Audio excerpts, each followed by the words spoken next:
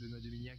Juste avant d'arriver, donc j'ai traversé l'estuaire de la Loire, extrêmement compliqué à la rame parce qu'il y a des courants partout, il y a des cargos, il y a même des pétroliers. Donc j'étais très content d'arriver dans la Vilaine. La Vilaine, en plus, je la connaissais pas. Dans l'embouchure, ça serpente dans des paysages très très sympas. Ce barrage, il est relativement unique, hein. On passe de l'eau salée à l'eau douce. Et puis après, la remontée, alors la Roche-Bernard, c'est un pur bijou. Puis alors, c'est arrivé dans Redon, là c'est pareil, quand on connaît pas, on se retrouve avec des bateaux de mer partout dans le port, alors que c'est une ville qui est quand même loin de la côte. Non, c'est absolument magnifique. L'endroit où je m'entraîne, en région parisienne, il est à 15 km à peu près du centre-ville, à vol d'oiseau. Souvent, les gens pensent que j'exagère, mais c'est pas le cas. On se croirait en Amazonie. Je peux donner un autre exemple. Par exemple, le canal Champagne-Bourgogne, 240 km. Je passe 8 jours et j'ai croisé en tout et pour tout 5 bateaux, pas un de plus, 2 péniches et 3 plaisanciers. Donc, avec des paysages